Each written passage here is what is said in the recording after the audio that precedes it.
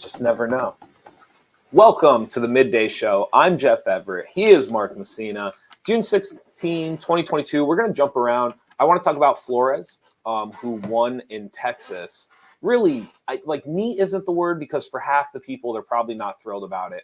But it is a fascinating story. Well, I mean, yes. If you just take away these are like the people who watch a game, they're either thrilled their team won or pissed that their team lost, but can't kind of evaluate what happened. Yeah. So this is, whether you're Republican or Democrat, from an American history side, it's a fascinating story. It's pretty fascinating. We're also going to talk about customer service. I was telling you about a trending thing that was happening with the company Chewy. Maybe you have some customer service stories. I kind of have a customer service story from last night. You might be able to convince me to tell. I don't know. I'd love for you to tell the story. Might be able to get there. You won't.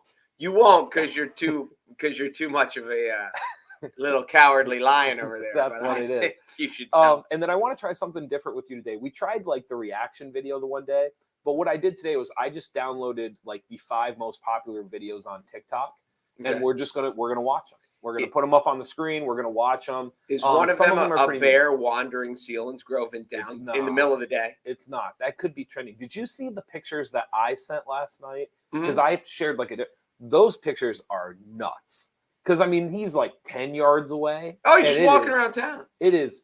But, it's massive. So my question before we get to how am I doing today? I'm doing well. And now I'm excited to hear you tell this story because I don't think you will. In Montoursville for the last 2 months, I guess, there has been this thing about black bears, and people have caught it on did we share it on here? My neighbor caught it on his doorbell cam. Yep. And there you'd wake up and people would be like, the bear was here because all this stuff, we could hear it, stuff was moved, it got into my trash can. So now I'm wondering how many communities does this happen in and we just don't know? A lot. You're sheltered. Is it? Well, you grew up on a farm, that's part of it. You put your house in their terrain, in the borough, are not supposed to be there. How many? How far do bears roam and migrate? If a bear started wandering in, say, I see what you mean. Would it go across the Green Bridge essentially, into the township? Well, I was gonna say, could it go to Muncie? Could a bear in Selinsgrove? What would be down?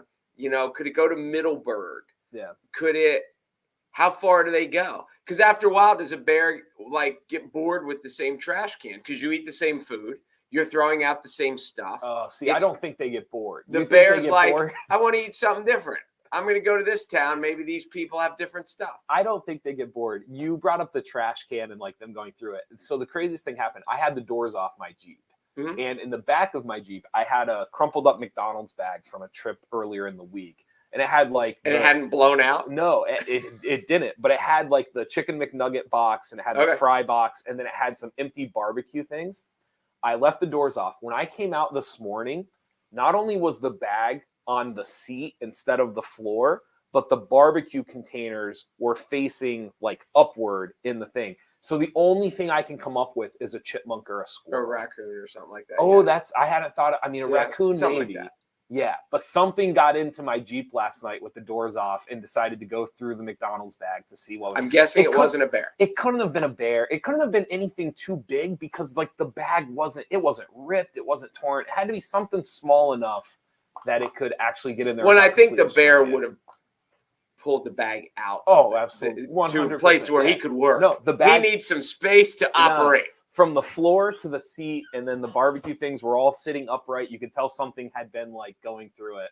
Pretty bonkers. And I'll tell you, my son is 15. Mm-hmm. He's pumped as hell to see this bear walking around Montoursville. But for the people in Seattle, but I don't think there's been a daytime sighting of the bear in Montoursville. In Montoursville? Okay. This one in Selinsgrove was middle of the afternoon. He's just out for a stroll. Oh, it's pretty crazy. And could you imagine? No, I saw the pictures from the one post that I shared with you, and I was like, this is unique in the sense of just how much traffic there was. The fact that in multiple places too, it's not like he was just going across a stretch and trying to get out of the way. He is truly meandering. Yes. He is truly in no hurry to get from one place. He was like running errands. I'm going to go here, and then I'm going to go here, and then I'm going to go here, and you're going to watch me. No, that's really what it was. No, so that is a neat story. You are feeling good today, though. I can tell. You're in a good mood. Nothing somber about you today. This is good. No, I'm trying to think. I don't. It is. Do you want me to tell my story about how my day started yesterday? Yes. You have two good stories. You'll tell this one. I'll tell this one. I don't know if I'll tell the other one. I will tell this one. The first 30 seconds is not the great part of the story. I was in the bathroom. I'm sure everyone This has happened to everyone. Everyone has run into this. So I'm in the bathroom. I kind of have like my routine in the morning. One of my routines is I'll usually let the shower water run for a minute or so it warms up before I get into the shower. Because you're a big baby. Because I'm a big baby. So I go to turn on the shower, and as I turn back, I look and there's no towels. Wait, I gotta interrupt so far. So you're not one of these, like, I'm just like this. I'm the guy who has my hands there, like, waiting? Warm up. Why are you waiting? Because then when it's warm, I can hop right in. I know, but just walk away for 30 seconds. I don't walk away. That would be an interesting. How many people walk away, and how many people stand there with their hand under the water, like, okay, now I'm ready. I usually I let it go 30, 60 seconds. I don't even touch it. I never walk away. Interesting. So I turn. There's no towels. Where do you walk to? How big's your bathroom? What do you mean? Like, I turned. So you're still in the bathroom? Yeah, I literally, like, I reach into the shower, and as I stand up, I turn, like every other red-blooded American who turns on their shower. Well, then you must be back on your phone, or do you just stare in the mirror? Oh, no, what I'll usually do is I'll try to brush my teeth quick before I get into the shower. Okay. So this is usually this, again, I have a routine. Gotcha. I will usually load up the toothbrush, walk over to the shower, turn it on. It's very time efficient. I'm trying. Very time efficient. I'm not time efficient, but I try. So anyway, I turn. There's no towels. There's no closet in the bathroom, so I have to go down the hall to go get a towel. So I go down the hall. I go get a towel. I come back with a towel, and as I come in at kind of like an awkward angle, and I basically like slice my foot on the divider between the bedroom and the bathroom. Right. And I had that. I told you I had that split second moment that we all have where like you almost kind of convince yourself like it's fine. Yeah. And I got to like and before I even got to the fine, there's just red like on the tile in the bathroom. So I'm like, crap. Like, this is in the worst place. This is how I wanted to start the day. And it is the worst possible place to have like a annoying cut, like the bottom of your foot. Like if it's on your arm or your hand or whatever, like. But the bathroom is the best place to have an annoying cut. It is, because it's easy to clean up and take care of. Yeah. So here's the main point of the story. None of that was the point. That's just all the buildup.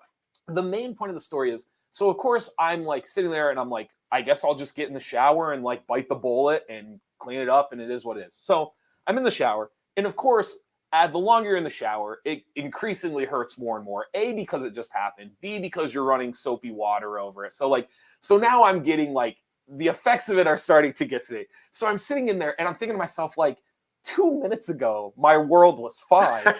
so I start backtracking and I'm like, I had to get like, why was I? Where did it all go wrong? Where did it all go wrong?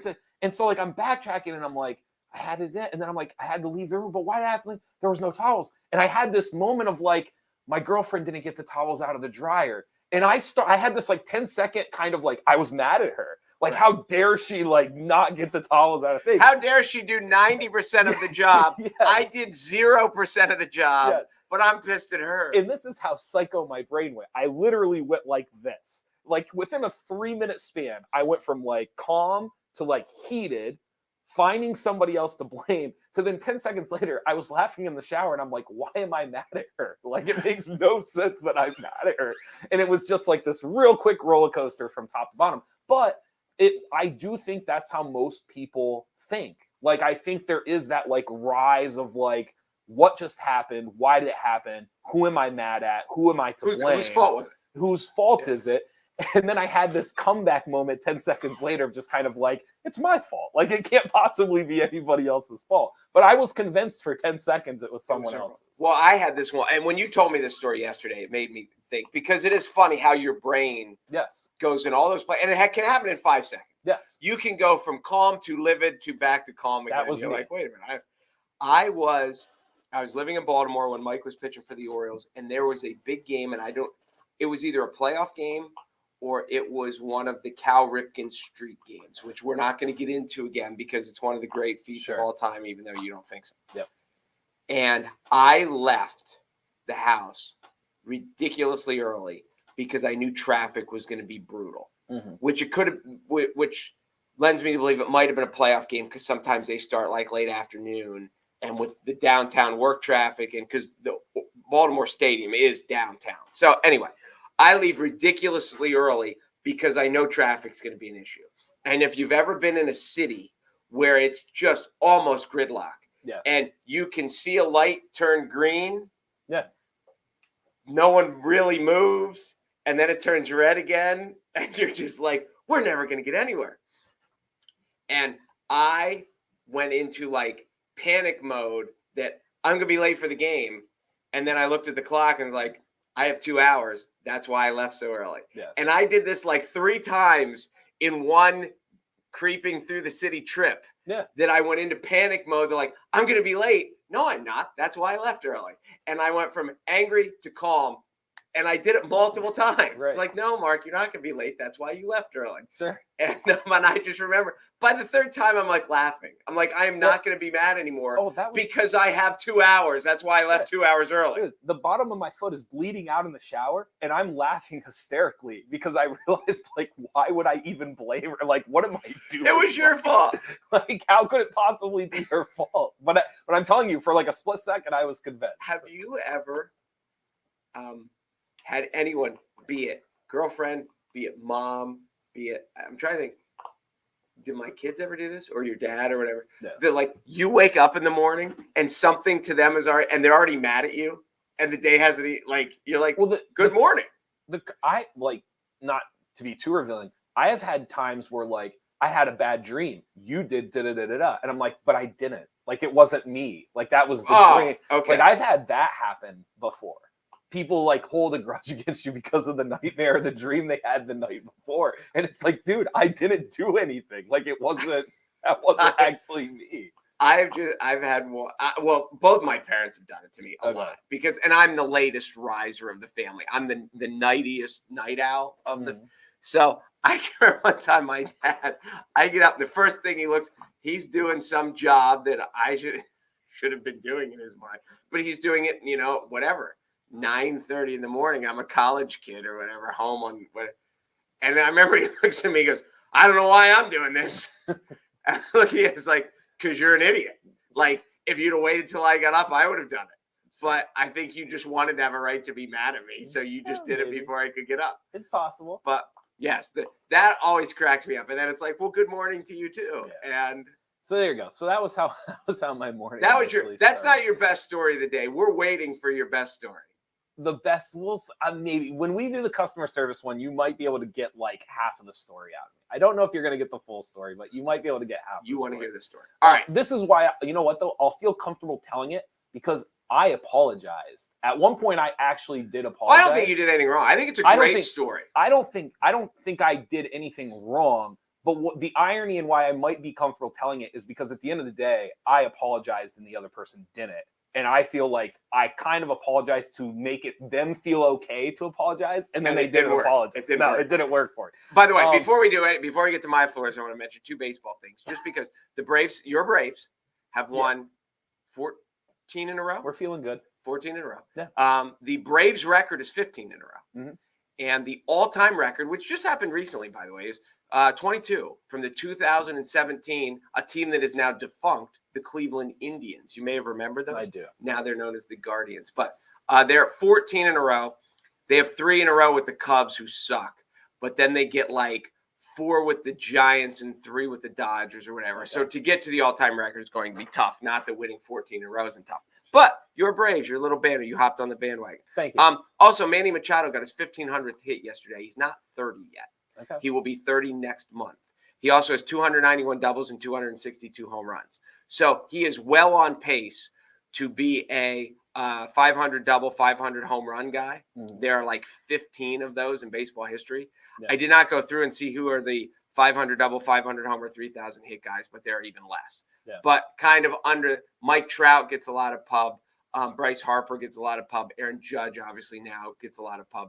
Manny Machado is a super player. Now he's out in San Diego. He's been from like Baltimore to San Diego, so he hasn't played in the big markets, but be that as it may. So those are my baseball tidbits. You may continue. I think baseball marketing is so bad. Maybe it's not their fault because the NBA Finals, the Stanley Cup, the NBA Draft, golf has a lot going on. Like maybe it's not baseball's fault, but those should be like to me, like those stories aren't nearly what they should be. You know why I think it is? Because baseball was the first great national sport. Yeah. And so they didn't have to work very hard. And now all these other sports have come up and baseball has yet to figure out. It's time. They've had time. They've certainly could have, yes. but they haven't. Yeah. And I'm with you. No. I'm with you. Let's talk briefly about, before we get to the customer service stuff, let's talk briefly about this. I want to say her name is Mayra. I was going to say Mayra. It's one of the two. I'm going to refer to her as Flores. The basic story, she is there's a lot of different ways. The first one is she's the first Mexican-born member of Congress. Which is cute, but not as neat as the rest. Not as neat as the rest of us. So that's the first part to this. The second part to this. Sorry, I know I asked you this. Did you see how old she was? Did you figure it out? I can look it up for you if you want. I don't have it up in front of me. But she's not we're guessing 40s. We don't think she's that old. I don't think she's probably not. It's hard to be in your 30s and do this stuff. Right. But she's not like 65. Oh, no. Not even. I don't think she's even close to being that old. Let me look up real quick. And she's in the Rio Grande Valley. She's in West Texas, right? Isn't that what we decided? It's more South Texas, I believe. You want to know how old she is? This is great television. Nobody actually knows. She was born in 1980. Well, here's the crazy part. She's born in 80 something. Well, this is interesting. On her, they don't actually know her birthday. Oh, because she's born in Mexico. Because she was born in Mexico. So they're guessing. They believe that she was born between 1985 and 1986. She has said, "Oh, good God!" She has said publicly. She has said publicly that she believes she's either 36 or 37, but is not completely sure because she was. She's mid. Okay, that's younger than we thought. Okay, well, so anyway, first. See, that's funny. Like to me, that's not. Born. Like to me, that's incredible. To think about what we just went through with like birth certificates and like we got to see that we got to see this person versus everything else, and we just elected a congresswoman. Well, but for president, you need to be. For Congress, I understand. I'm just saying though, like that's fascinating in itself. See, and it's not because in the baseball world it happens all the time. That's one of the things. To go back when I said with Manny Machado, I looked up his age.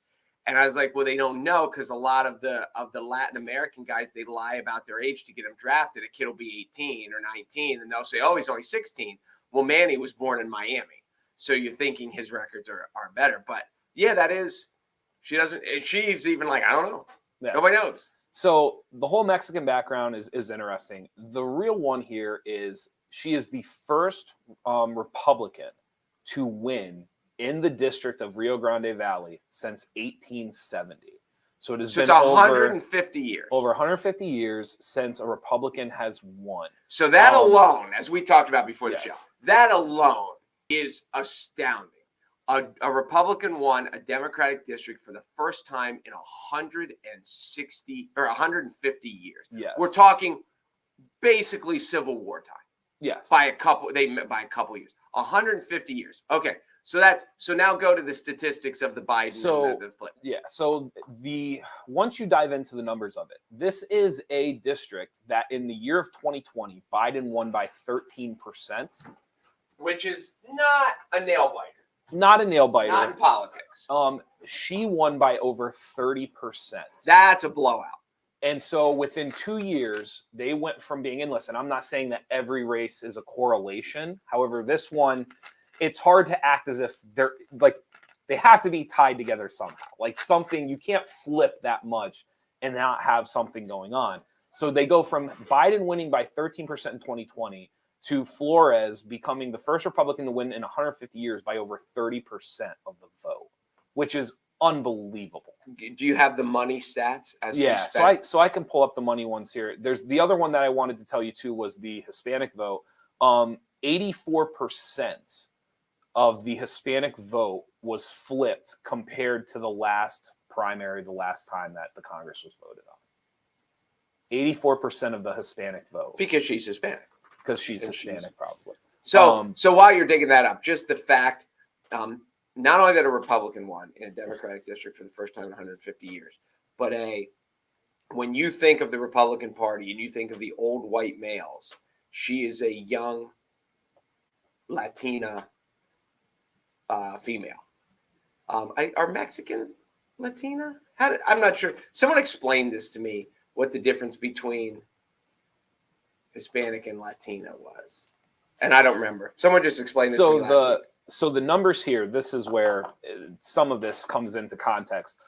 Flores is said to have massively outweighed the Democratic candidate Dan Sanchez financially. It's reported that she brought in $1.1 million in donations. Sanchez received $146,000, so almost 10 times the amount of funding.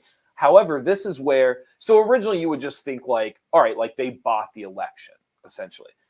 The irony is the Democrat, Dan Sanchez, came out and said, quote, "Too many factors were against us, especially financially. We got very little to no support from the National Democratic Party and the Democratic Congressional Campaign Committee, almost nothing," Sanchez said. So I kind of said to you before the show, either they were so sure after 150 years, how could we possibly lose this district?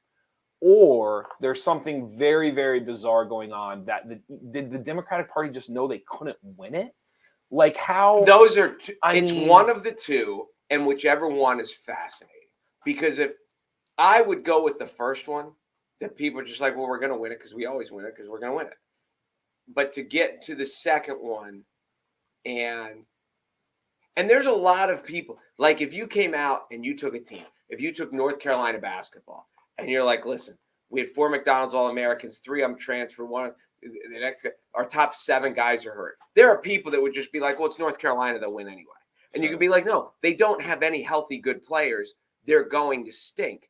And it happens, but there are some people like, it can't be. North Carolina, they're good. Sure. And I'm sure there are people high up in Democrat are like, we always win that one. I don't care I don't care if we don't run anyone. Right. We're going to win. And then for them to see, or is it possible that they knew whatever was so bad that they're like, we're conceding this. I can't believe you would concede one that you always win. Yeah. But maybe I would go with the first one, that they're just that much out of touch. It's possible. And then to go even like go deeper into kind of like how crazy the world is. This just so happens to be the district that Elon Musk lives in. So he actually gets to vote in this. Elon Musk said that he voted for Flores. It's the first time he has ever voted Republican. And at the bottom of the tweet, he just simply said massive red wave in 2022. So, I mean, just to kind of throw that whole context into it too, it's the first time that he himself has voted red in that district. Says a lot too. Yes. I mean, if you're like, again, we know very little about necessarily like Flores's campaign outside of like just the numbers, which is fascinating because we know a lot about everything else. But we know even less about Dan Sanchez is where I was going with that. We know he got his ass kicked. That's what we know. I mean, if you're Sanchez, are you just going to blame the Democratic Party? Are you just, because that's what it sounds like is happening here. Like he's essentially saying, like, I had no support from the Democratic Party. I had no chance of competing and winning here, which is insane to say when you've won 150 years straight. You can just imagine though that take away any sort of national political climate or any of the stuff that's going on. If you take complacency, people that show up at the polls, it is easy to rile up people that are angry. It is hard to rile up people that are complacent. Yeah. And we'll see. It's interesting now, like reading through some of this stuff. For example, she will only hold the seat for a certain amount of time because she's just filling in for somebody. So then she will have to compete for it again later this year. Not only that, they're also redistricting. So Texas is going to use a new map in the general election, and that will reshape the 34th to more favored Democrats. And her opponent, Gonzalez, I'm looking up who that is right now. Vincent Gonzalez is who she'll be running up against. He represents the 15th district, but apparently the new map those two will. So they're saying it's going to be hard for her to necessarily keep the seat. The Houston Chronicle is actually saying she could actually be in it for less than 3 months, depending on what happens with the general election in Texas. Okay. The whole gerrymandering thing is there are a lot of problems in government that we just kind of assume. One of them, we just assume there were 9 Supreme Court justices, and there's nowhere it says there needs to be 9. That if Biden really wanted to add some, he could. That who draws out the maps of the districts are not concrete.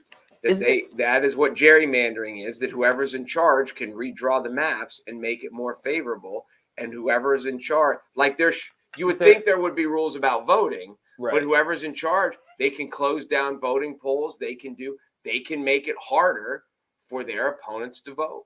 But isn't anytime a poll is super wrong, or anytime a pundit is really off, isn't there something to be said where to them this is about politics? And I don't know if this election was about politics.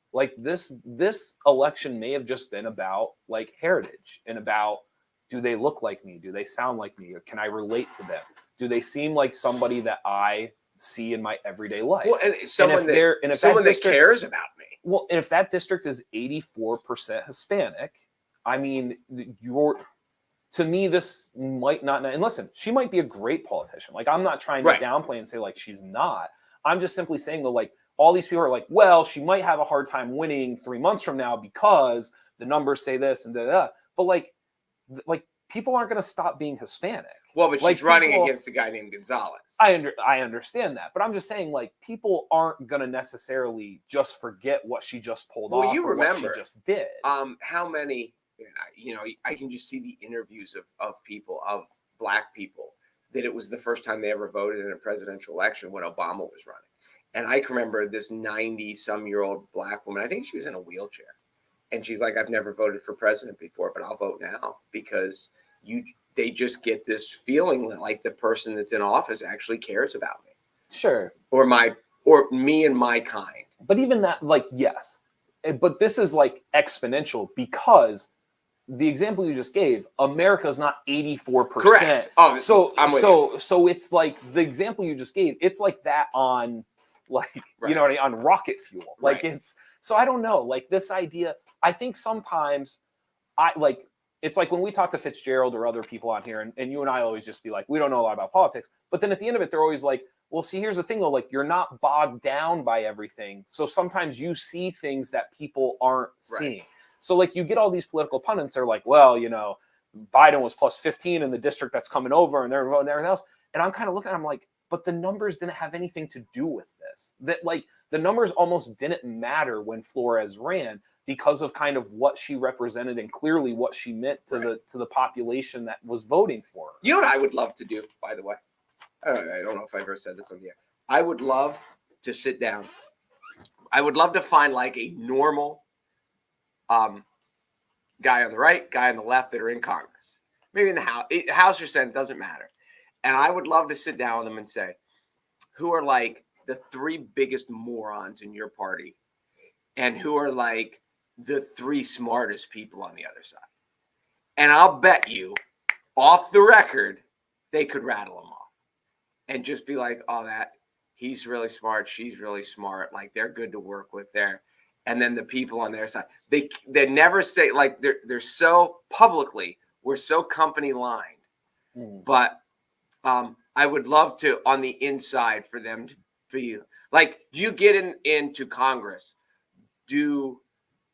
Is there a person, do the Democrats love Nancy Pelosi? Or are most of the Democrats it's time for her to go? It would be interesting to hear what the locker room conversations are. Sure. As opposed to what makes it to the paper. Yeah. It's made for a really good television series. Yeah, because you said, the locker room chatter of it is what makes it interesting. Yeah, because we don't get to hear that stuff. That's all I really have for the Flores thing. Again, the whole thing is really, really interesting. Obviously, the historical perspective, the longevity of it, I understand that's what people are using for the headline. But the actual number flipping stuff, to me, this was beyond politics. To me, the political aspects of this did not matter. So either she's got to be unbelievably relatable to the people in this district, or the Democrats truly just didn't even like fund it to compete in this election. They either looked at it and said, we don't have a chance, or they looked at it and said, there's no way we could possibly lose this. And I'm really curious. She's going to be interesting to follow. Yeah, for sure. Customer service. Let's start here just to start. I told you there's a ridiculous story trending about the dog Chewy company. So I've heard of Chewy before. My understanding of it is it's kind of like weekly, monthly subscriptions. You get like dog boxes in the mail. Sometimes they have treats. Sometimes they have toys. You can actually get your food delivered through them. All of these different things that you can do through Chewy. There was an Anna Brose who posted online. It's got almost 1 million likes. It's got tons of shares. She contacted Chewy last week to see if she could return an unopened bag of dog food because her dog had passed away. She said in one interview that she was hoping to essentially like return the favor because they had been so good. Their service was so good and they were always kind of on point. She was just hoping to like, because I'm sure most people just keep the dog food. So she wasn't even asking for her money back. She's like, I don't need it anymore. She was just like, I want to return the food to you because you guys have been so good to me as a customer. Right. So then she basically posted and shared with everybody, not only did Chewy give her a full refund for the dog of food, they then told her to donate it to the nearest shelter without even taking the food back. And then she also received flowers with a gift note signed by the higher up at the company and the person that she had talked to on the phone, basically like grieving flowers about the dog. So she posted this, and I said to you, that's ridiculous customer service. Like, just if you get one of those things out of customer service. She's basically saying, I don't want the money here. You just take it back. Yes. And they said, no, by the way, we'll give you the money and you keep it and you donate it. It's unbelievable. So then people started replying to this thing underneath, and people started sharing hand-painted drawings that they had received from Chewy after notifying Chewy that their pet had died. So essentially, the way I understand it is they must have an icon, or there must be something when you subscribe you submit the picture of the pet or something like that. And then when people had notified, they actually paid people to hand paint these pets and send these portraits to people like on their notification. And there's dozens of people sharing these paintings now on this post that they had received from Chewy as like a grieving gift, which shouldn't everybody use Chewy? If you don't have a dog, I think you should sign up for Chewy. Like at this point, should anybody not be using Chewy? I mean, one of the things, and I realize how, the dog only passed away once and how long have they been customers and how much dog food did they go through. It's not cheap to hire an artist, because to do it well, it's not like someone can sit, it's not like writing a thank you note that you can do in 15 minutes. Sure. To do a hand-painted portrait off a picture, even for the best artists, take hours. And they're legitimate portraits. Like, these are not like, it's not a stick figure Cal. These are not like 10th grade sophomore art class portraits. Like, these are legitimate, hang them up on the wall canvas art portraits. Yeah. No, it's absolutely incredible. So I don't know. It made me, I guess it's one of those things, you don't realize how bad your customer service is sometimes until you see somebody else do it so well. Yes. And by the way, I say that like both ways. Like when I was reading this, I started reflecting on like my customer service, like how like I respond when someone says I'm selling it. Like I kind of started reflecting and kind of thinking like I don't do that. Like I'm not even near that. Like when somebody, are you walking into your customer service? I don't want to, but it's one of those. It's one of those things. Like I just said. Like, all right. Because this is what I guess this is what I'm saying. Who looks forward to reaching out to customer service? I mean, 99% of the time when you pick up the phone and you've got to reach out to customer service, you are dreading it. It is not like, oh boy, like I hate even having to tell like a restaurant like this isn't what I ordered, or this isn't like, I mean, I bet you people pick up the phone and call Chewy and they're like excited. Like I bet they're like, like Chewy has people picking up the phone trying to like help them. Right. Like saying like, hey, like I have this extra bag of dog food, like do you guys want it back? Right. You know what I'm saying? Like, So I don't know. Like, I think I don't want to say they're on to something. I think everyone knows customer service is important, and obviously it's a good thing to have. But I mean, they clearly understand something that some of these companies either have forgotten or can't figure out. That's You don't cool. think so? I really wish you'd tell your story. We were at a basketball game. This is leave it all the names and cities and all this stuff out of it. And I mean, we can't. I said to you even last night, like, I don't hold any ill will against anybody. No, that's why it's a great story. It was just a situation. We were in a situation. Unfortunately, there was a kid that got hurt. It wasn't. I'm trying to think how I want to word this. It wasn't like a horrific injury, but it certainly it wasn't like a shake it off injury. Is that a fair way of putting it? And so they come over, and about 2 minutes goes by, and I'm running the clock. So I'm kind of in a situation where it's not easy for me to just get up and walk away. And we don't, there's nobody, we don't have a trainer. It's summer league. It's summer. 99% of summer leagues don't have a trainer on. Like, it's just not something that they're paid to do or to be there. And for anyone who doesn't realize it, athletic trainers have horrific hours. Awful. Like, it's a brutal lifestyle for anyone who's never really had to go through it. And I'm not saying they don't get paid to do the job, but so most summer leagues, there's nobody there. So if someone comes up to me and says, like, do you guys not have a trainer? And I said, we don't have a trainer, but we do have a training room.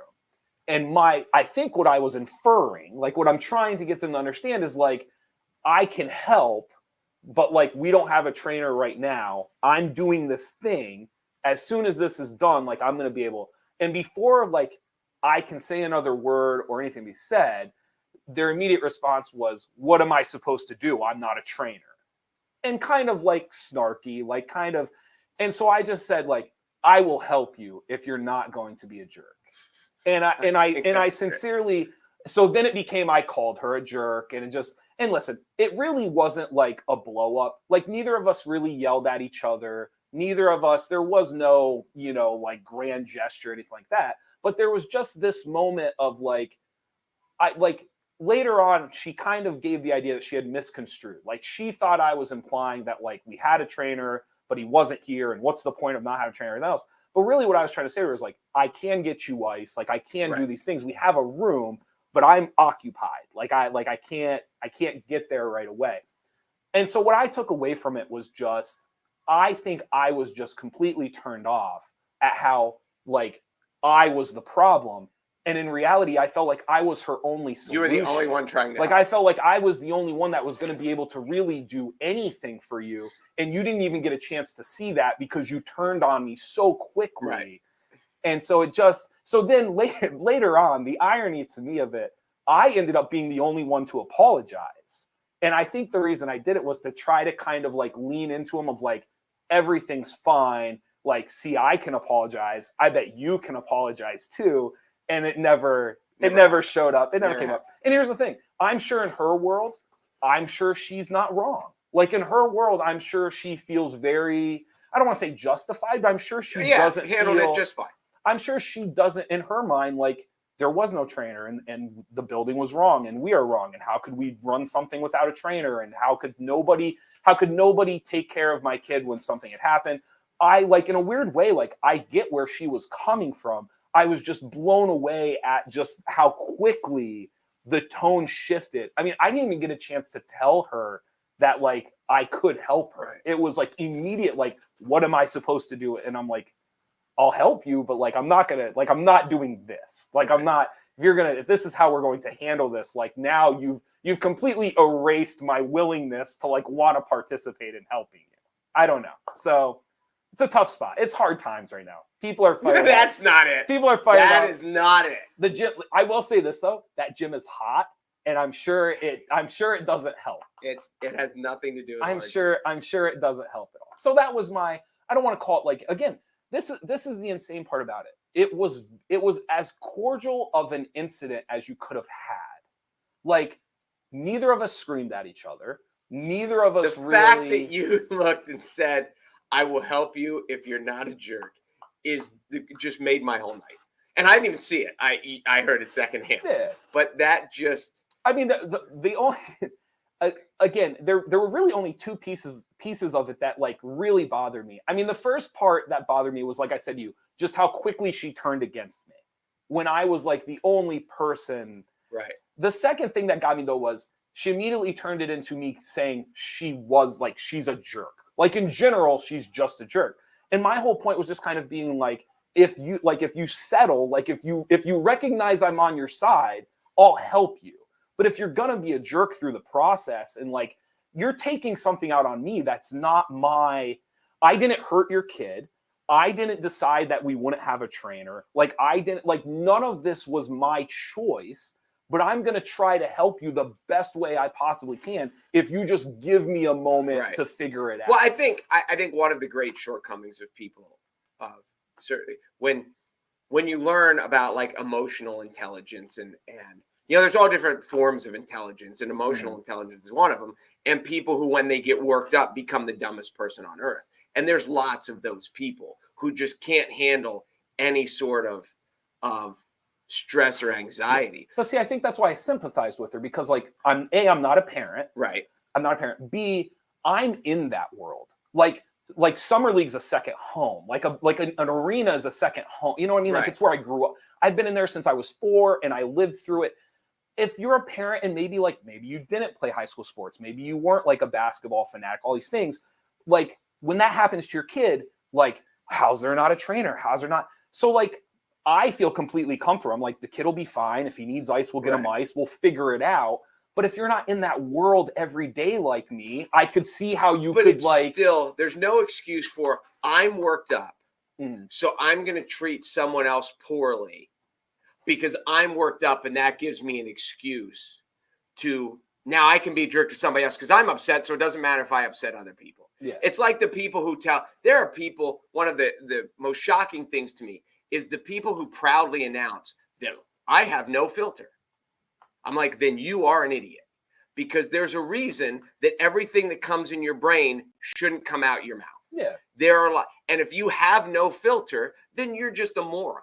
Yeah. And I just don't think that there's people that come up with these excuses of whether they say something inappropriate. If you're an adult and you say something inappropriate, you say something that then you're at fault. You just can't be like, well, I just don't have a filter. Or you can't say I treated Jeff like crap because I was worried. Because the normal say, do you have a trainer? No. Is there anywhere we can get ice? That would be question number 2. Right. And if you're like, yes, there's a trainer's room, then I would have said, maybe she don't know how to run it. But what's funny is I skipped steps because before she said anything else, I said we do have a training room, because again, the second question is typically, do you have ice? Do you have tape? Do you have this or that?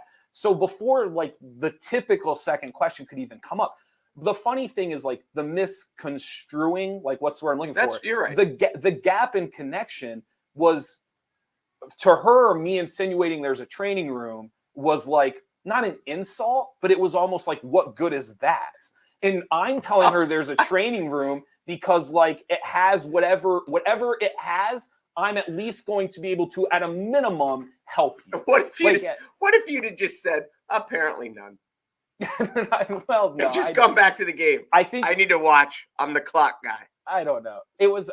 I agree with you on the non-filter thing. If you don't have any sort of filter, you're probably in trouble. I don't think that was this situation. I don't think she was just blowing off at the mouth and was being a complete.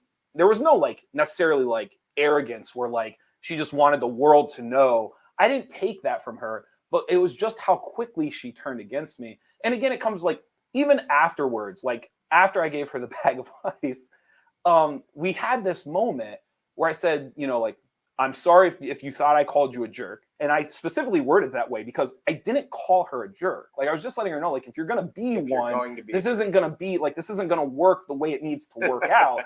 But even afterwards, I tried to explain it. She's like, oh, you don't have a trainer at all. And I was like, no, we don't have a trainer right now.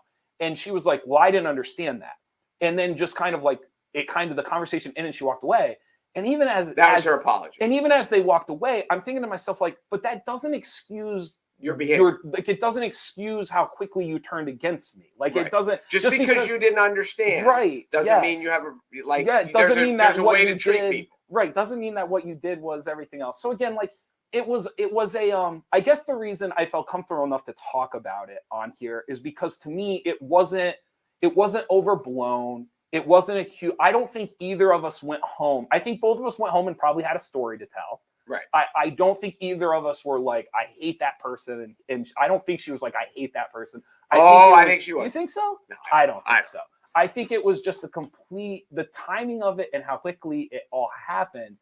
I don't know. And again, maybe I sympathize more than most because I'm not a parent. And I do remember a lot of times, like, I feel very much, I'll never forget, I went skiing like for the first time ever. And I'll never forget the first time I went skiing. I felt lost. Like I was nervous. I had anxieties. And for some people, like they go to the slopes all the time.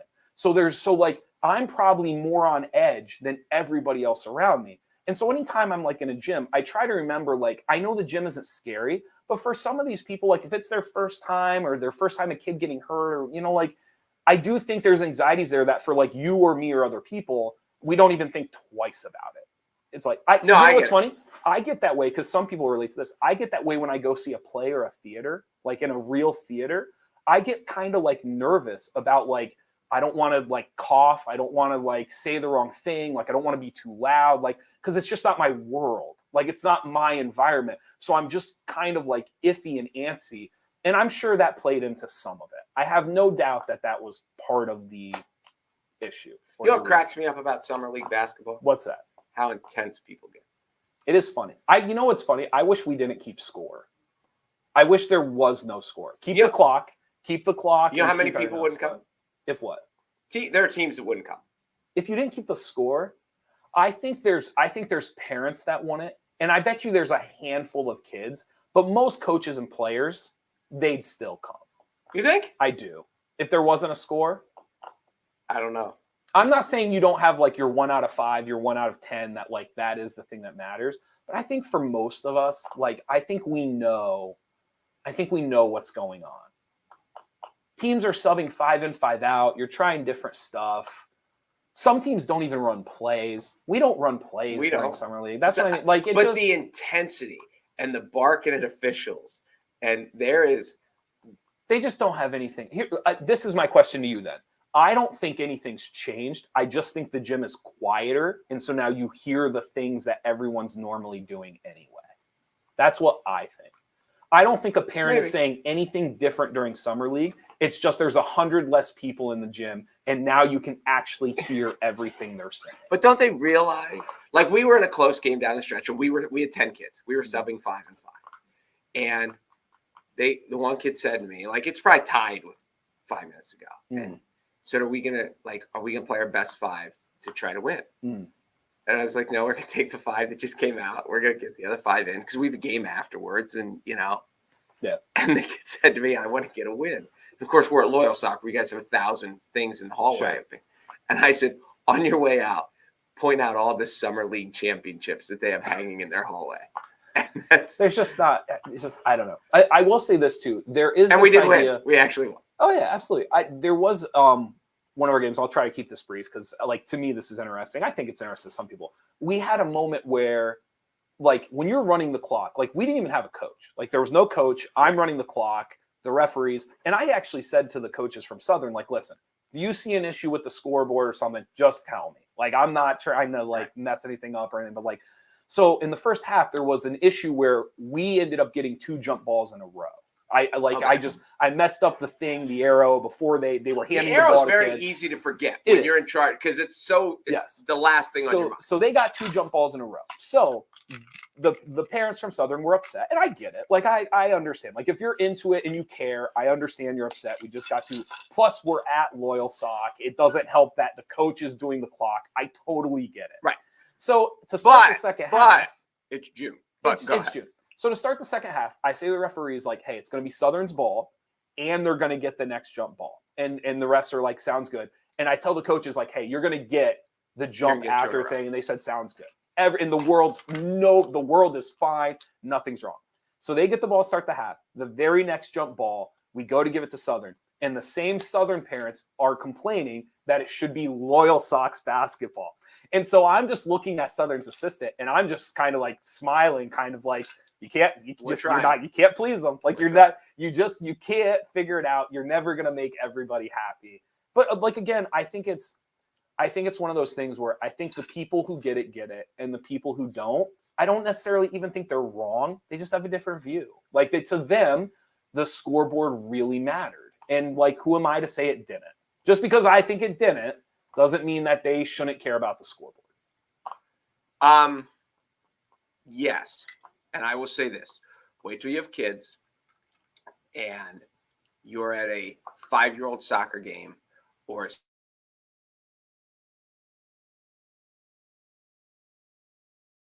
really matters. Do you think the younger parents are getting better at that though? See, I wouldn't know because I'm not around the younger parents. I think the younger parents are getting better at it. Now there's still, I mean, I don't know. I don't want to dive too much into it, but I do think it's, listen, I don't think it's like a 180, but I do think that it's turning, like the tide is turning back a little bit. Maybe. Because I think you had a lot of kids in the last like 10, 20 years that saw how their parents reacted. And let me tell you, it's not just dads. No. Oh, there are moms who are fanatical. Like, my boy is gonna win. Well, and it's not just parents either. Like I've seen grandparents. Oh, grandparents can be worse, but yeah. So it just all depends. I'll tell you, one of the biggest things like is siblings. If you get like older siblings coming back. Well, at the high school level, at the little kid level, that doesn't happen as often. Okay. But no, I get it. Siblings is a tough one because, like, on one hand, like you're so happy they care and they really want their sibling to do well, but on the other hand, like most of the time they're still younger. They don't really know yet, you know, the emotional toll that they're maybe taking on. So I don't know. It's interesting. Well, with it. Some trending video stuff. This will be interesting because I'm guessing you haven't seen some of these videos because you're saying I'm not hip and I don't know what's trending. I don't think it's. I think that's exactly what you just said. Have you seen the San Diego Zoo? Have you seen the dog get into the gorilla enclosure? No. Okay, so you will enjoy this. I am pumped. You will enjoy this. So we'll find out if there's volume or not. But this is just a quick video. Let me take down. I don't know if this will be in the way or not, but we're gonna find out. So this is at the steps right here. The stairs. Puppy. Doggy, the stairs. I'm surprised he's not like. Oh my God! Oh, that's so good. Run! Oh, run!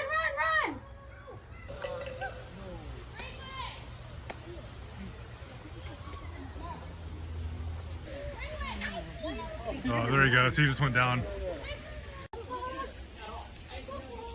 Oh, it's okay, buddy.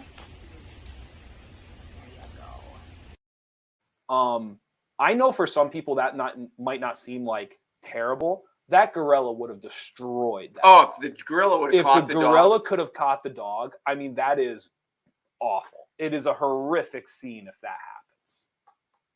Yes. But I'm just thinking, like, is there any way? Anyway. The steps right here. The stairs. Puppy. Doggy, the stairs. I'm surprised he's not like. Oh my God! Oh, that's so good. Run!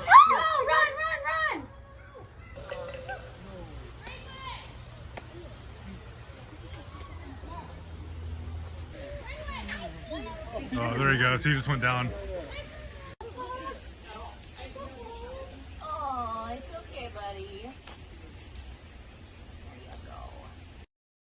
In a short. You definitely have more faith in the dog than I have more faith. I think it's Rocky Balboa trying to chase the chicken. I don't think he can catch it. I think at any minute that was going sideways. I think the timing, they're extremely fortunate that didn't go on another 2, 3, 5 minutes. That's what I think. Maybe. I think the dog would have had to get complacent and been like, it's not gonna either. It's not. But I don't know. It's crazy. So there we go. Reality show. Drop your dog in with a gorilla. See how long it can last. If it lasts 2 minutes, you win. Doesn't the gorilla have the advantage too, though, because it's his? It knows the terrain. It's his enclosure. If the dog could get pinned somewhere in the corner, I don't know. I just think, like, I see your dog rip around here. Right. No gorilla could catch your dog. Maybe not. Now your dog's how old? 2? 5. Oh, your dog's 5. Yeah, he's up there now. But still, like, if your dog's 12, maybe. Yeah. But your dog races around here like. Well, that's a good point because this is a stray dog. Wouldn't you assume a stray dog is a little more not lazy, not pampered, house, whatever. Yes, yeah. A little street smart. Yeah. So maybe you're right. Yeah, that's a fair point. I don't know. But anyway, all right. You might have swayed me. I What might have else came do we around to your side. You've seen the Yellowstone flooding? Yes. Okay. Have you seen some of the videos of the houses being swept away? No. So this is nuts if you haven't seen this before. So this is a house in Yellowstone, and I'll leave it at that. I'll let Yeah, she's going. Crack's getting a little bigger and bigger. Oh, the whole house.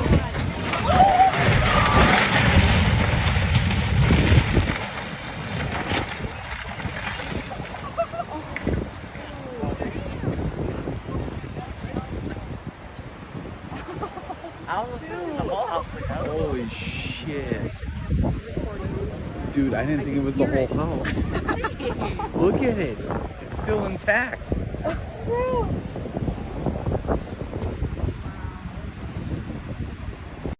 There's a lot of water and it's rushing. But then Crack's getting a little bigger and bigger. Oh, the whole house.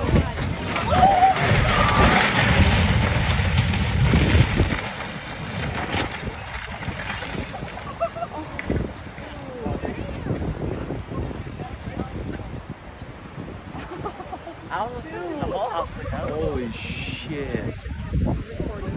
Dude, I didn't think it was the whole house. Look at it. It's still intact.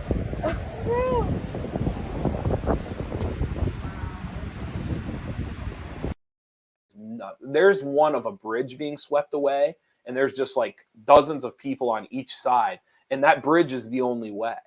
There is no. there's nothing. I mean, the next bridge is 25 miles or 25 miles. People are just watching, and they're like, "What do you do?" So then, what happened was an individual actually led them to their own bridge. It was like so many miles away, and it was just like this little one-lane wooden thing. And you can see like a couple of families were like, "Nope." Like, we're still not doing this because the water's high and the bridge looks, and like a couple of families were like, we'll wait. Like, if we get stuck in Yellowstone for 2 days, we get stuck, but we're like, we're not attending. Some of the cars did though. And it was spooky looking. This one's a little more fun. Pickleball. It's taken over the world. Okay? Yes. Have you seen like high level pickleball? No. Okay. So most people for pickleball, it's like, I don't want to call it like the old women's tennis league, but it's kind of, most people have this idea of pickleball of like, you hit it, I hit it, you hit it, I hit it. Before you go to the video, Go did ahead. you hear the pickleball story out of Pittsburgh? No. We shared it on our group. This lady showed up. She's a pickleball player, and she's an older woman. I'm not going to say she's 60, but she's not 20. Okay. She showed up at the courts looking to hop into a game, just like a person shows up at the basketball courts looking to get a run in, or shows up at the golf course by themselves and looking to hop in with a group. Yeah. Shows up at the court looking to play, and ends up playing with these 3 dudes. And she's like, me and the guy in green really whooped up on the other 2. And I never thought anything of it till after the game, and people wanted to take our picture. Okay. And it was 3 Pittsburgh Steelers guys. I think she was with Minka Fitzpatrick. Awesome. And so, but she had no idea. And you're thinking, like, first of all, it's pickleball. Like, these are not little dudes. Sure. These are big mammoth. And the picture of, there's like these 3 big dudes and then her. Yeah. And she looks like she's like 5'2". Mm. But it was a really fun story. That's awesome. Really, And she labeled it as me and the guy in green. That's fantastic. So this is like high level. This is one of the most popular pickleball accounts on TikTok. And this, I think at one point, this had like 2.5 million views just because it shows you like the intensity, how good some of these people are when you're really.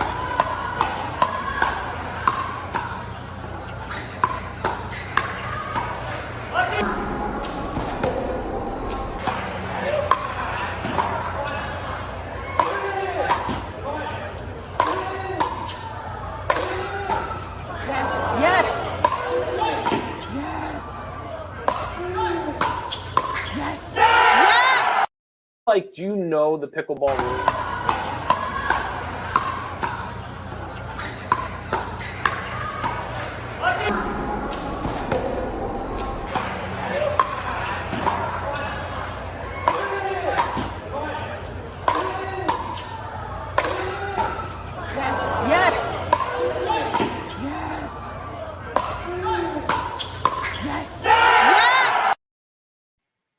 Don't you think so? In tennis, you can let it.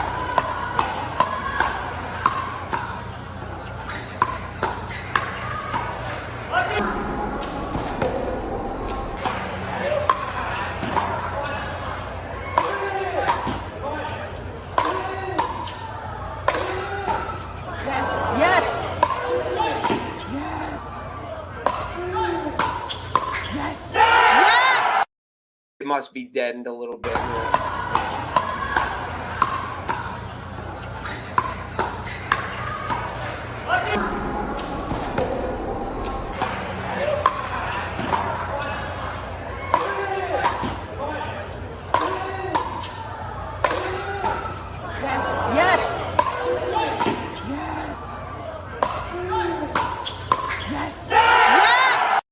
No, I think he is. He should go home and feel like less of a man after that. When I watch that, I think of the racquetball unit we used to do in gym class.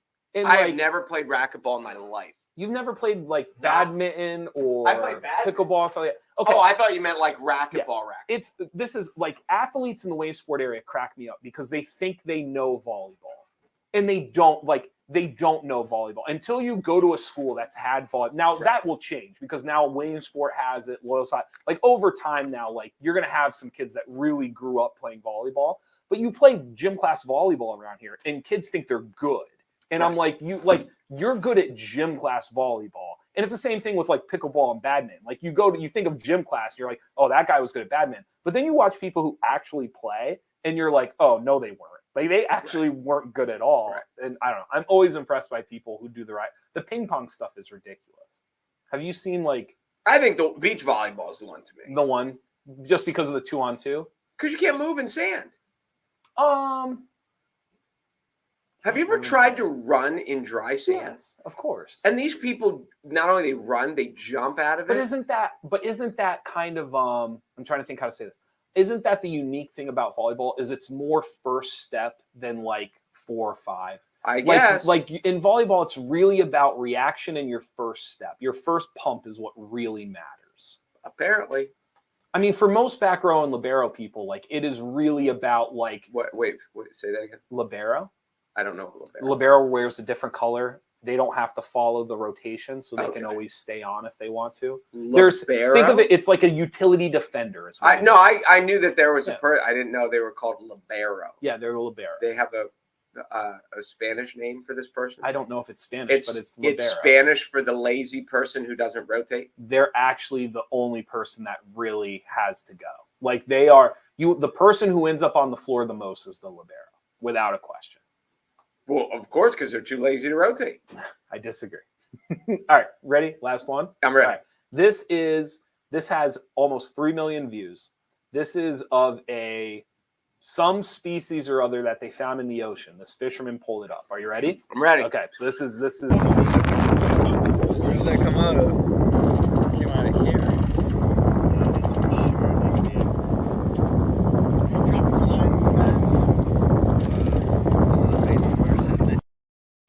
Your initial thoughts. Where does that come out of? It came out of here.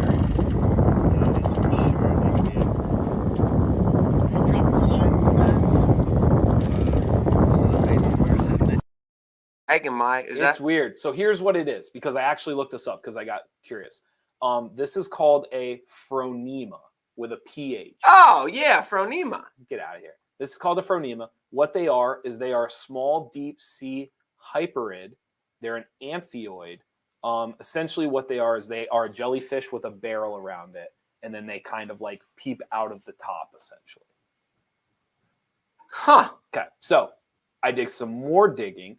This was actually what they used as the imagination. It's what they used as the, what's the word I'm looking for? Why can't I think of it? This is such a simple word. Like the artist, like when you paint and the person stands in the front. Oh, like the muse? It was like the muse. It was the model for the movie Alien. Really? Yes. This is where the idea, obviously the movie idea was created, but then when they were talking about the actual creature, this is what they actually What's it called used. again? An imp? A phronema. Phronema? A phronema. It's PHRONIMA. Phronema. from Nemo. Yes. Interesting. Yeah. And the dude just caught it. A dude just caught it. Apparently they're very difficult to get because they live further than half a mile They live down. so deep. Yes. So it is like you don't, like for a fisherman to like accidentally catch one or find one is unique. Like you usually don't end up having them on your boat. It's like a coelacanth. Like a what? Where does that come out of? Came out of here.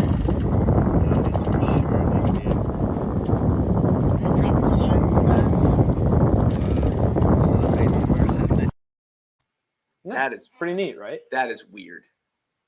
That was a little Stranger Things-ish right there. Gotcha. So I messed up this segment today. Heather let us know we can't hear anything you guys say when the video is playing. So there you go. So I'm assuming they can hear the video, but they can't hear us. Maybe there's a way for me to fix that in the settings. We just learned that. Listen, new segment. We're trying it out. I'll tell you why. Because while the video's playing, we just swear like constantly. That's what. Yes. So we want to mute it. Yeah. Just play the bleep game. Because we're like, holy. Heather says Chewy does that all the time. I reached out last year after I put my dog to sleep, and they had me keep treats, a collar, and leash and food, and told me the same thing. I also got flowers and a sympathy card. They are amazing.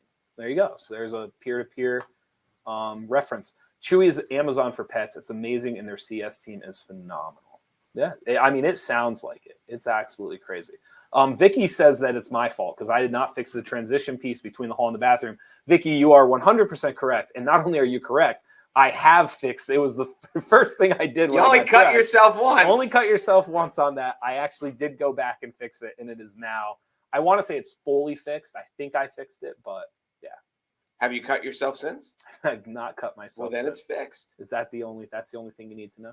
It is fixed. All right. Anything else before I head out? Game 6. Is it over tonight? I think I'm in the minority. Like, I think Golden State's better. I think the series should already be over.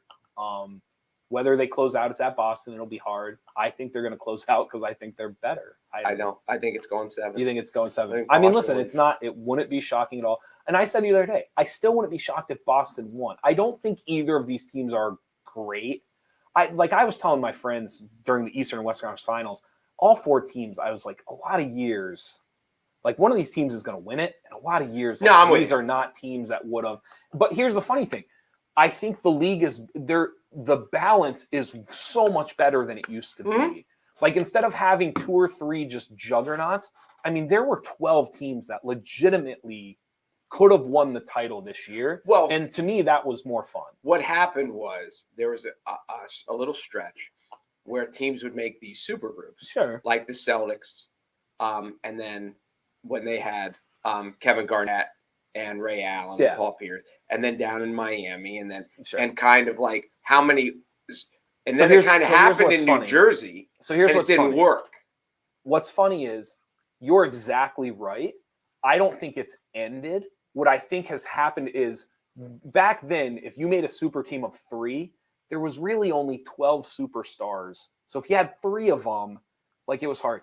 There's probably in this league right now 25, 30 dudes that matter.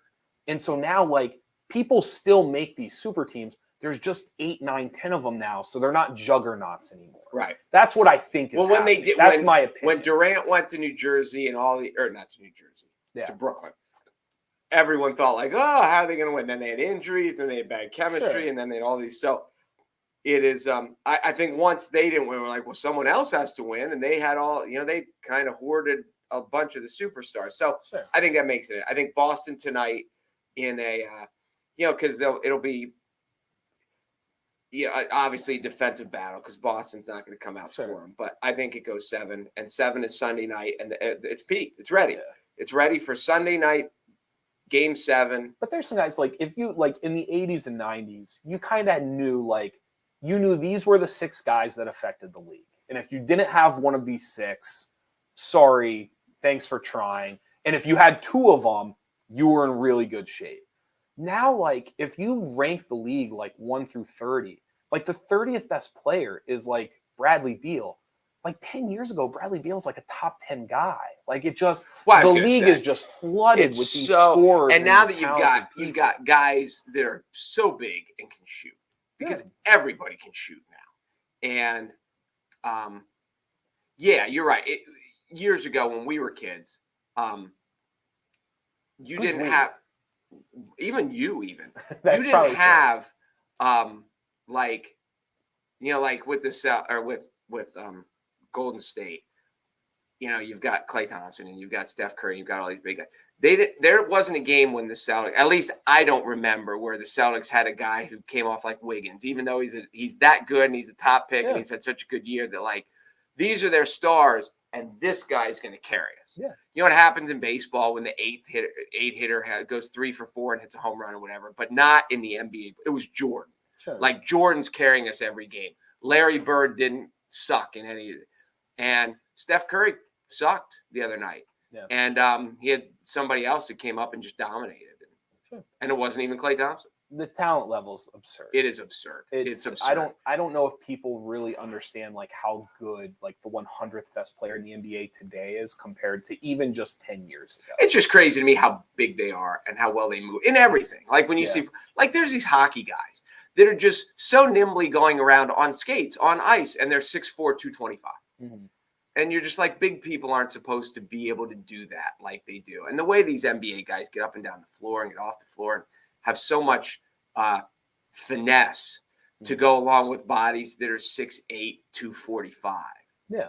Like you're just not supposed to be that big and that strong and that delicate around the rim at the same time. I still, because I've told you before, I hate when people use the word athletic because to me, Wilt Chamberlain is every bit as athletic as some of the guys today. But the word, like the thing that you said, like there's a fluidity. Like there's like just a natural movement and grace and fluidity and finesse and pick whatever word you want. But like what these guys are able to do, and it's not just Wilt Chamberlain. It's not just the best person. It's like 1 through 300.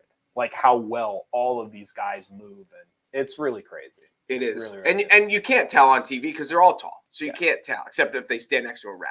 Yeah. But like when you walk by some of these people, Are you going to see Jurassic World? Yes, and nobody wants to see it. It's Did you see it? No, you got mad at me when I tried to talk about it the other day. I think it's worth talking about real quick. People don't like it. Oh, I haven't liked one since the first one. Okay. I kind of went into it knowing I wasn't going to like it. I should say this, knowing I was going to be disappointed. For this one? Yes. Really? Yes. That's interesting. Well, they've all because it's like there have been so many of these. You bring back one, I mean, Maverick is really such the exception. Rocky did a good job with some late ones. Real quick, it's not. Exception's a weird word, and I only say that because it wasn't franchised out before. So when you're bringing it back, it wasn't watered down before. Like you didn't overplay it. That's fair. So the trick with like these Jurassic Worlds and like even Fast and Furious is like anything where you're like doing multiple series. The trick is like it's already been franchised out, and now you're trying to. But even ones that didn't have multiples, like I remember when they did Anchorman 2, which I can't really honestly speak to because I've still never seen it. But I was like, if they're doing it after this many years, it's going to be good. When they made the Indiana Jones and the Search for the Lost Crystals or whatever I didn't think that was good. Did you think that was good? No. Yeah. But I thought they haven't done one of these in 20 years. Okay. If they're doing it, they're not going to screw it up. And then I watched it and it was this thing, So, but see, a lot of these. Okay. That's why Maverick was such a. But I guess I don't think they're in the same category. I do get what you're saying. The Jurassic Park, this is like episode 5. Like, I understand Top Gun Maverick wasn't a remake. Like, I get that. It wasn't the same movie.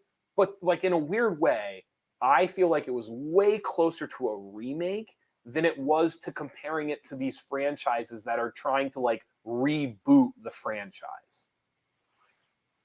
I get your point, and I don't disagree with you. I think that's a very valid point.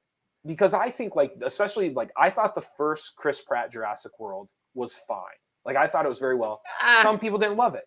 I thought the new Harry Potters, the Fantastic Beasts, and everything, I think they're fine.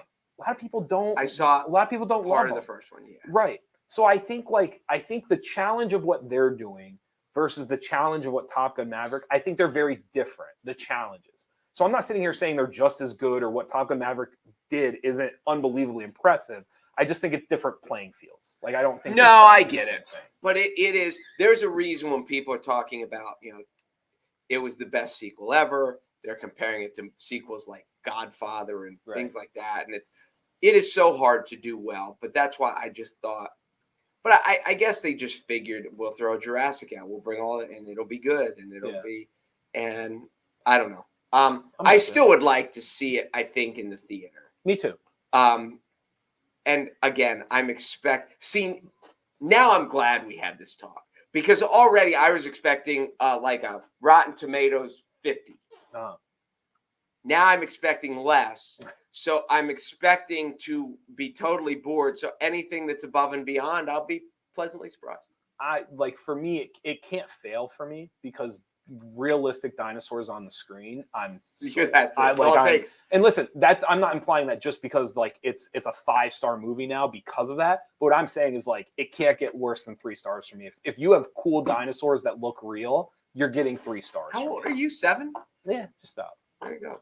All right. So yes, no, I still do want to see it, but I'm not surprised. Okay. But I do think on a purely entertainment field, I can't think of the name, the Brad Pitt movie. It's Bullet Train. Yeah. That will be better. Yeah, different. It just depends who you are and what you're looking for. I'm very excited for Bullet Train. There's a movie on Netflix this weekend, Spiderhead. Have you heard about this at all? It has Hemsworth, guy who plays Thor. Mm-hmm. It has Miles Teller, guy who just was in Top Gun Maverick. It was a award-winning short story in the New Yorker. It's like a 10-minute read, if anyone wants to read it, called Spiderhead. It is the short story. You can't stop reading it. It is one of the best things I've ever read. I'm curious to see how they do it into a movie, because it's the dumbed down premise is that people get to go to a prison and they have experiments done on them to shorten their term. But the experiments are based around psychology. So it's emotional. It's not torture experiments or anything. It's emotional experiments and how they feel and all. It's a really good read. I'm fascinated to see how they pull off the movie. That comes out on Netflix this weekend. And they got Hemsworth to do most Netflix movies, where they get the bigger names. It's this high flying punching. It's Red Notice with The Rock. This is a little more psychological, and yet they got Hemsworth to do it. Teller's coming off of Top Gun Maverick. I'm really, really interested to see it. And it's going to be, if you have Netflix, it's free. So if you're ripping off someone's When's Netflix it coming? account, this weekend. I think wasn't Stand By Me a short story? Yeah. I don't know if it was a novella or a short story, but it was a Stephen King novel. I think. Oh, was it a novel? Well, I'm saying it was written by Stephen King. Because there was, I think Brokeback Mountain was a New Yorker short story. Okay. But there have been others that have done really, really well. Yeah. That were short stories and not even full. Well, that one, Good Will Hunting. Matt Damon wrote it as a 1-act play in college. Yeah. And then just kept and then on it. Him and Ben Affleck were like, well, this is pretty good. Let's go with this. Yeah. And so yeah. That's what this was a New Yorker, honest to God, 10-minute read. And I think you don't even really need to expand it. If you do the 3 segments of this short story, you have a movie. So I don't even think they necessarily had to this weekend. Let me put it this way. I know the ending to this movie. There's very little chance they changed what actually happens in the story. Well, then I'm not reading the short story. I'm waiting for the movie. Go into it. Short story. I think the story is going to be better than the movie, but the movie's going to be good. Did we talk about Stranger Things now that no one's listening? Did you watch it? I'm done. You're done. I'm done. Spoilers? Spoilers, earmuffs. If no, I don't want to spoil anything. I'm what do you thumbs mean? Up. Two big thumbs up. You don't have anything you want to say about it? I liked it. There's more coming in July. I don't want to piss anyone off that hasn't seen it yet. There's about 4 hours left. Yeah, I'd heard that. There's I think 4 just hours. There's 2 4 hours left. One's going to be an hour and a half. Another one's going to be 2.5. Okay. I don't know how they're wrapping this up in 4 hours. When we finished it, you didn't watch Game of Thrones, but anyone who did will understand this. The biggest fear with Game of Thrones is when they announced that these were the last 2 seasons. Everyone knew you couldn't fit everything in. Like you just knew. Like anyone who had watched it through. One of the first conversations I had after we finished it was like, I don't know how they're pulling this off in 4 hours. Well, why isn't there a season 5? They're not gonna have a season 5. Why This not? is gonna be. You think so? I think this is the last season. Listen. You don't make a 2.5 hour finale to come back and have another season, do you? I feel like you don't do that. I don't know. I like it. I like it. Maybe one of the best. There's two different segments that I'll say, and I don't think I'm going to give anything away. We'll call it a reveal. It's not really a reveal, but you'll get what I mean. The villain reveal at the end and the 20-minute walkthrough is one of the best things I've seen done in a television show. Maybe the best villain arc explained. Like not the best villain or the best arc, but the way they explained it and walked you through it was maybe one of the best jobs a television show has ever done for a villain. It was very cool. I agree with that. And then the other one is the scene we had talked about. You said she's your favorite one on the show. Max. You think she's the best. The scene where she is trying to escape the Upside Down, probably episode 3 or 4 in the middle of the season. The way they tie in the music and her getting out and everything together is one of the best things I've seen where the music complements the scene. It is unbelievably well done. I thought that was my favorite episode of it. Okay. The one that was mostly about her. It was your favorite. Because I think she's very, very talented. Mm-hmm. I was trying, we watched that scene 3 times because it's like a 15-minute scene from start to finish to end that episode. And every time we watched it, I just kept saying to my girlfriend, like, I cannot get over, like, because the song is not the song you would have picked. Correct. Like when they sat down to do this and they probably had a short list and they were trying to, and you're going through, and the kahunas somebody must have had to either recommend it or just say, let's try this. And then to actually see how it would work. I mean, the vision, few people would have had the balls to do it. Did you hear? Isn't it the Kate Bush song? Yes, it is. I can't think of the name of it now because the chorus isn't necessarily the name. Did you? Of the song. My daughter told me this. That they asked Kate Bush, like, "Hey, we've got this idea. Can we use it?" Running Up That Hill, and she's like, "Oh yeah, I love Stranger Things. You can have it." And they're like, "Oh, that was easy." Yeah. Because the artist, but they're like, she's like, "No, I love that show. Yeah. You could, You yeah, absolutely." Yeah. And it. I'm sure they paid for it and Sure. like whatever. Yeah. But she was a fan of the show, so she was like sold. Perfect. Yeah. Like if I made a short list of like television and songs and that moment of like, I mean, it's probably my favorite ever. That's how well it works together. I think it's incredibly creative. That's just what I tell everyone. Yeah. And I like it. I think it's much better acted.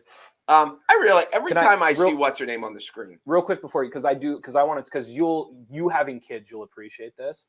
I'm not a scary movie fan. Like I'm not somebody that enjoys being thrilled or scared or going to a horror movie. One of the most underrated things about this series is it is a perfect introductory to people who don't necessarily like scary movies. See, I don't think it's scary. So this is why I think that. I think the way they, like the first season, I mean, 8-9 episodes, it's not scary. Like it's not. And then you kind of get into it and there's a couple of jump scares. There's a couple and like monsters, but it kind of just like introduces you. You go into season 2, they hit you a little more. You go into season 3, they kind of, now you're in season 4 and it's like every episode, they're kind of throwing something at you and everything. So for someone who's not a scary movie fan, this is like, euphoric. Like it's like this is perfect for me. Now I'm actually kind of getting into scary movies. Like I've been watching a couple of movies I refuse to watch, and now I'm like, oh, I think I'll actually enjoy this. I don't think it gets enough credit. Well, to me, it's not scary because this isn't happening. Like when you see a movie about a killer or like whatever, like you see a zombie movie, and it's like, well, there are zombies. You see this, and you're like. See, that's why I think it's so sci-fi-ish. You don't think that your 50 has something to do with that, though? I think it has everything to do with it. Right. Yes. Oh, I understand why. If you got a 12-year-old who's like, I'm not watching this, I totally get it. But see, I think they are because that first season, I guess it's like the perfect walk-in to scary. Like if I was a parent and I wanted to introduce my kids to scary movies, this is like the ideal series because it literally baby steps you. And by the time you get to season 4, you're so invested that you don't even care. It's literally 10 times scarier in season 4 than season 1. No, I'm with you. I'm with you. So I don't know. I think it doesn't get enough credit for that, for being like an introductory. I bet you people that never would have considered watching scary movies now like are getting into this stuff. Who is the mom?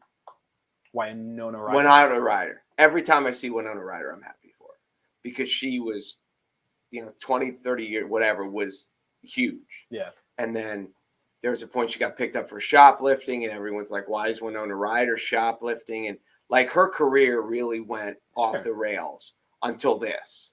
Yeah. And, in this season, she's not a huge character. Throughout it, she's been huge, and she's still there. But I'm just like she is a feel good comeback story. Because when they did this, the only person that anybody knew at all was Winona Ryder. Yeah. Like everybody else was a nobody. Well, what's his name's in it too? The big guy? Oh my gosh. Hopper? No. He was on Paul Reiser. Okay. Paul Reiser's in it this much. He's the doctor. He's the other doctor. Yeah. But yes, everyone else is nobody. So it's cool that way. Yeah. Really, really good. I loved it. I can't say enough good things about it. I think it's great. And this is also the last thing. There were a lot of people that agreed with you that they didn't love the first episode or two. I think I'm in the minority. I didn't love the first episode. Okay. To me, I don't think there was a bad episode. I think it was as close to perfect as they could have gotten. Well, I don't think it was bad, but there's a lot of, number one, some of the kids are a lot older, but now that they're in different places and there was some catch up to do, and like there was some work as the audience to try to figure out who's living where now, because they don't all live in Hawkins anymore. And so, I don't even know what they would do. I mean, obviously, we don't know what's going to happen. I don't even know how they would do a season 5. You've already put them in they're all in different parts of okay, let me rephrase figure it out. Let me rephrase that. I don't know how they do season 5 without finally hitting the bell curve. I understand. And it doesn't mean it still can't be good. Yeah. But like the key they have going right now is it is still exponentially better every time you put it on. Every season has gotten better. And so it just comes back to like, how do you stay on that bell curve? They've already spread them out. There's more now of like, you had the whole, like the group against it. Then you had the town against it. Now you kind of have like the federal government and the world's against it. Like, I don't even know where you go. Like, where do you even go? I'm with you. I will say this, and this is I don't watch any, this is the only series I watch. I did watch The Queen's Gambit, but that was, this would be one that I would go, at some point I might go back to the beginning and watch them all. Yeah. Because I thought it was that much fun. Yeah. No, while being really, really good. Scary. This is one of those, I have these shows where I always like joke, like if I have kids, like there's like this like little community of things I can't wait to show them. Top Gun? Top Gun is not one of them. No? It is not. But this is one of those, like this is one of the short lists. Like if I ever have kids, I cannot wait until they're old enough to watch this. I had that too. And wait till you show your kids things and they're like, they don't all right. And you're like, what do you mean it was all right? And then you're explaining to them, well, when I was a kid. But see, this is the neat thing about this though, is like, the setting, I don't think will perturb them because of like, I feel like a lot of times with that, it's like, well, there's no cell phones or nothing. Like, I feel like this is far enough back that it's going to age well. Like, it's in a setting in which like people are not going to be thrown off, and they're not going to be like, well, they just would have picked up their phone. Let me ask you this. Have you met anyone who watched it and didn't like it? I've met, I have a friend who they tried to watch it, and it's the whole, like, it's not terribly scary, but it is the element of like, do you like spooky things or don't you? And if you don't really like spooky things, I get that. Yes. Yep. And I've had people that have told me, like, I tried to watch with my kid and my kid turned it off. Yeah. But I've never met anyone who's like, yeah, I watched it and I watched the first season. I didn't watch anything. Okay. Like, I think that good. Yeah. See, what helped us, I think I told you this, we used it as our October show a year or two ago. So we watched 1 through 3 within like a month. And I think that was big because it just allowed us to kind of chew through it. I did that. We did that with 1 and 2. Okay. Because I didn't watch the first season. Yeah. And my daughter did. And when season 2 was coming out, she's like, you should watch this. Yeah. So then to prep, we watched season 1 and Okay. it was just like right before. So, Yeah. I mean, I can't wait till July 1st, I think, isn't it? July 1st, 4 hours. And then I think it's done. I hope I'm wrong, but I think it's over. And I'll tell you the other thing. We have watched 1 a night. We've not binged. We've not. My son's buddy told me, and he's like, I'm not a stay up at night person. He goes, I watched the whole season in 1 night. Yeah. And I don't know. I don't think we'll do 4 hours in 1 night. I think we'll do like 2 movie nights. We'll watch one and then watch the other. But what percentage of Stranger Things watchers are just banging out all 4 hours the first night it comes out? I mean, I know of people, and my cousin knows of, like, we have friends that literally watched it the first night. Yes. Like, And with like only took 4 hours, and that was with, Yeah.